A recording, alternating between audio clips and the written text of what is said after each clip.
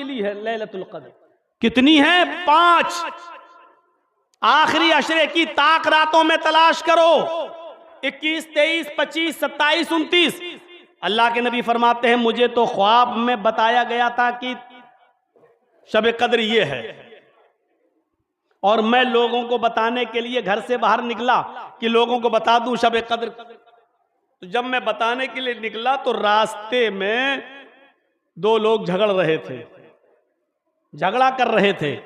मैं उन दोनों का झगड़ा दूर करने के लिए और उन दोनों के दरमियान सुलह कराने के लिए मैं बीच में पड़ गया और उन दोनों को मिलाने लगा।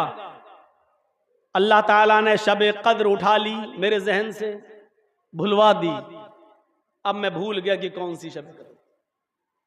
मुझे मालूम था, मैं बताने आ रहा था। ओफो, नबी के जुमले देखो, मुझे मालूम थी शब कद्र कौन सी है, मैं लोगों को बताने आ रहा था।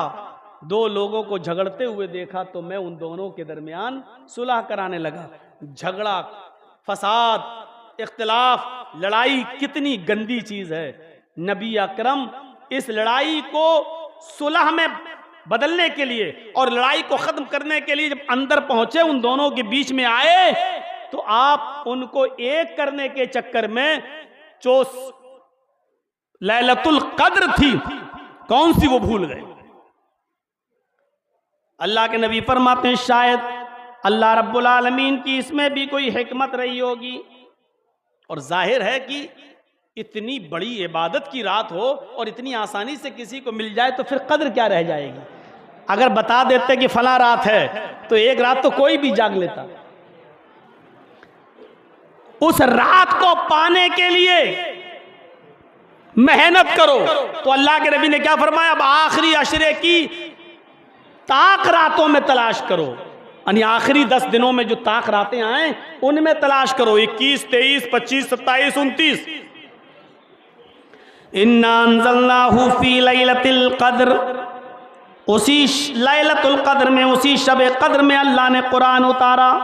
अब वो कौन सी थी पता नहीं, 21 थी कि 23 थी कि 25 थी कि 27 कि 29, पता नहीं। जगह नहीं मिल रही हो तो जहां मिल सके वहां बैठ जाओ, इधर भी आ सकते हो अगर कुछ हो। अब इतनी बड़ी मस्जिद भी जब छोटी पड़ जाए तो बड़ी बात है।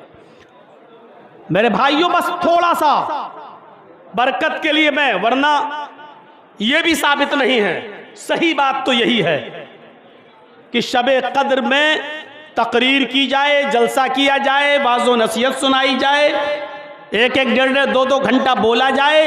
यह भी कुरान और हदीस से साबित नहीं है, क्योंकि यह इबादत की रात है। सब साबित नहीं है तो आप क्यों कर रहे हैं?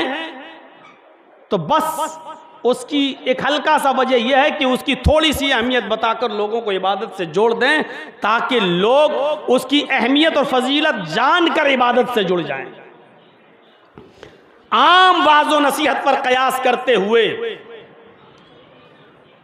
मैंने आप ये जुर्रत की है, वरना जो ये लाइव चल रहा है हमारा, तो उसमें अब कमेंट भी आएंगे और जो अहले इल्म है वो कहते भी हैं साहब रमजान की रात में कहां तकरीर साबित है, कहां खिताब साबित है, कहते भी हैं, पूछते भी हैं। तो मेरे भाइयों, बहुत थोड़ा सा टाइम मुझे आपका लेना है, लेकिन उसमें हम ये बताना चाहते हैं आपको कि लैलतुल कद्र के बारे में अल्लाह क्या फरमाया कि हमने लैलतुल कद्र में ही कुरान को उतारा। कौन सी है किसी को नहीं मालूम, क्या है ये? वमा अदराका मा लैलतुल कद्र, और आए नबी आप क्या जाने कि लैलतुल कद्र क्या है? लैलतुल कद्री खैरुम मिन अल्फि शहर, लैलतुल कद्र का जाग लेना, शब कद्र का बेदार हो जाना, अल्लाह की इबादत में लगे रहना और इसको पा लेना, खैरुम मिन अल्फि शहर, 1000 महीनों की इबादत से बेहतर है। 1000 महीनों की इबादत से बेहतर है। 1000 महीनों को अगर डिवाइड कर दो 12 से, 12 से, भाई एक साल में 12 महीने होते हैं ना, तो 1000 महीनों में कितने साल बनेंगे? 12 से जब आप डिवाइड कर दोगे तो 83 साल बनेंगे, 83। एक रात का जाग लेना 83 साल की इबादत से बेहतर है। अब 83 साल की इबादत का सवाब पाना है तो इतना आसान थोड़ी रख देगा अल्लाह ताला और अल्लाह के नबी की, जाओ एक रात जाग लो और 83 साल की इबादत तुम्हें मिल जाएगी। नहीं, इसके लिए मेहनत करना होगी, जागना होगा। सहाबाए किराम का हाल बड़ा अजीब था। ऐसी इबादतें करते थे, घड़ियां नहीं होती थी, अलार्म नहीं होते थे, ऐसा लगता था इबादत में इतने मुनहमिक हो जाते थे कि डर लगता था कि कहीं सहरी का टाइम ना निकल जाए, कहीं सहरी फौत ना हो जाए, कहीं सहरी का वक्त ही खत्म ना हो जाए। मेरे भाइयों, ये उनकी इबादतों का हाल था। और याद रखिए, नमाजों की रकातें ज्यादा करने से बेहतर है कि क़याम लंबा करिए। मसला सुन लीजिए। अल्लाहु अकबर, खड़े हो गए, गैरिल मग़ज़ूबि अलैहिम वलद्दालिन आमीन, इन्ना अतैनाकल कौसर फसल लिरब्बिका वनहर, नशाने का अव्वल, अल्लाहु अकबर, सुभान रब्बिल अज़ीम, समिअल्लाहु लिमन हमिदा, अल्लाहु अकबर। दो पढ़ते चले जा रहे हैं, पढ़ते चले जा रहे हैं। पढ़ ली आपने 200 रकातें, 400 रकातें, 600 रकातें, कोई हैसियत नहीं। इबादत करो लेकिन नमाज से बेहतर, नमाज भी पढ़िए लेकिन क़याम लंबा हो। अल्लाह के नबी सल्लल्लाहु अलैहि वसल्लम ने 8 रकात ही पढ़ते थे और 3 वित्र, 11 से ज्यादा आपने कभी नहीं पढ़ी। लेकिन पूरी की पूरी शबे कदर, लैलतुल कद्र, यही 11 रकात में आपने 11 से 13 नहीं हुई, 15 नहीं हुई मेरे भाइयों।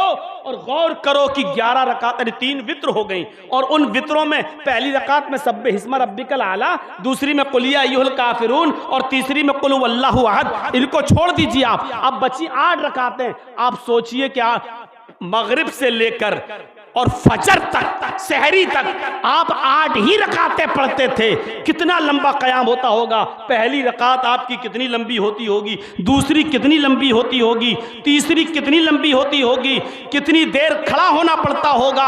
हजरत आयशा जो नबी की बीवी हैं, वो फरमाती हैं कि अल्लाह के रसूल का क़याम ये था कि हत्ता तवर्रत कदमाहु, आपके पैरों में सूजन आ जाया करती थी, आपके पैरों में वरम आ जाया करता था। हम शब कद्र जागते तो हैं, रात जागते तो हैं, बताइए हमारा क़याम किसका इतना लंबा होता है कि पैरों में वरम आ जाए और सूजन आ जाए और खड़े खड़े थक जाए? कौन है ऐसा? अब कहेंगे हमें इतना कुरान ही याद नहीं है मौलाना, तो क्या करें? अब यही एक सवाल आएगा, तो अब हर चीज का जवाब हमारे पास कहां से आएगा? परेशानी ये आपकी है, अब इसका हल हमारे पास कहां से आएगा? आप कुरान ले लीजिए हाथ में। अब आप कहोगे लो ये नई चीज बता दी है मौलाना साहब, आप कुरान ले लीजिए ना। अल्लाहु अकबर, गैरिल मग़ज़ूबि अलैहिम वलद्दालिन, अब कुरान ले लीजिए हाथ में, खोलिए, पढ़िए। अलिफ लाम मीम ज़ालिकल किताबु ला रैब फ़ीहि हुदल लिल मुत्तक़ीन, 2.5 पारे पढ़िए पहली रकात में। सूरह बकरा खत्म करिए, उसके बाद कुरान बंद करके अपने आगे रख दीजिए। नफली नमाज है, नफली इबादत है, कर सकते हैं ऐसा। अब आप पढ़िए और 2.5 पारे पढ़ने के बाद, सूरह बकरा खत्म करने के बाद अब आप रुकू करिए। अल्लाहु अकबर, समिअल्लाहु लिमन। अब क़याम लंबा, अब क़याम भी लंबा हो, यानी सुभान रब्बिल अज़ीम, सुभान रब्बिल अज़ीम, सुभान रब्बिल अज़ीम, समिअल्लाह नहीं। अब आप रुकू की दुआएं पढ़िए। सुब्हानकल्लाहुम्मा रब्बना व बिहम्दिका अल्लाहुम्मा इग़फ़िरली, साथ में ये भी दुआ पढ़ लीजिए, सुब्बुहुन कुद्दूसुन रब्बुल मलाइकति वर्रूह, साथ में ये भी दुआ पढ़ लीजिए, सुब्हान रब्बियल अज़ीम। फिर पढ़िए, सुब्हानकल्लाहुम्मा रब्बना व बिहम्दिका अल्लाहुम्मा इग़फ़िरली, सुब्बुहुन कुद्दूसुन रब्बुल मलाइकति वर्रूह, सुब्हान रब्बियल अज़ीम। फिर पढ़िए, छोड़ दीजिए कितनी बार पढ़ा, 3 बार 5 बार नहीं, कोई गिनती मत कीजिए। जब आप थक जाएं, कमर आपकी दुखने लगे, और जब आप बिल्कुल रुकू के, जब आप बिल्कुल गिरने पे आ जाएं, तब उठिए और कहिए समी अल्लाहु लिमन हमिदा, रब्बना वलकल हम्द हम्दन कसीरन तय्यबन मुबारकन फी। अब आप सजदे में जाइए और जितना रुकू किया है उससे ज्यादा देर सजदे में लगाइए आप, क्योंकि अल्लाह को अपना बंदा सबसे ज्यादा महबूब और प्यारा सजदे में होता है।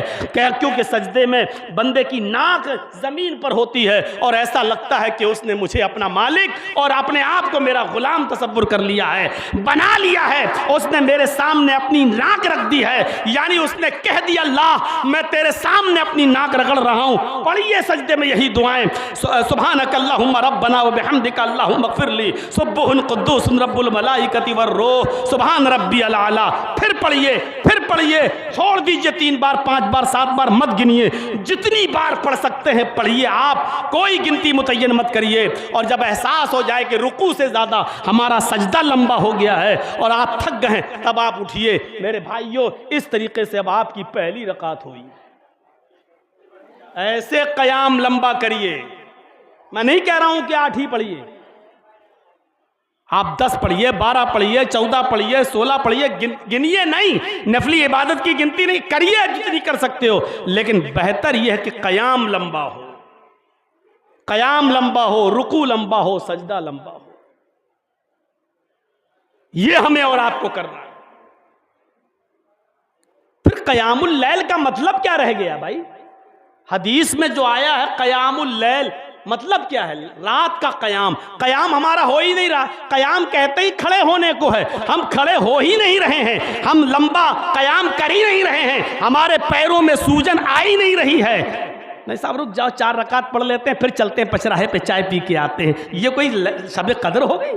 अच्छा रुक जाओ, थोड़ा सा और रुक जाओ, फिर चलते हैं पचराहे पे पाए खा के आते हैं। ये कोई शब कदर आप जाग रहे हैं? तमाशा बना रहे हैं शब कदर का, लैलतुल कदर का तमाशा बना रहे हैं। मेरे भाइयों, ये लैलतुल कदर नहीं है। उनसे पूछो जो भूखे पेट इबादत करते थे, उनसे पूछो कि जिनके पास खजूर भी नहीं होता था इफ्तार करने के लिए, और बेचारे कुएं के 2 घूंट पानी पीकर इफ्तार करते थे और फिर इबादत में लग जाते थे और फिर लंबा चौड़ा कयाम करते थे। यहां तो कहेंगे कमजोरी की वजह से नींद आने लगती है मौलाना साहब। और बहुत से लोग एनर्जी टॉनिक लेते हैं इफ्तार के बाद, तंबाकू ये एनर्जी टॉनिक। जब तक सिगरेट नहीं पिएंगे रात में कयाम नहीं होगा उनका, रात में इबादत नहीं कर सकेंगे, आंखें उनकी झुकेंगी।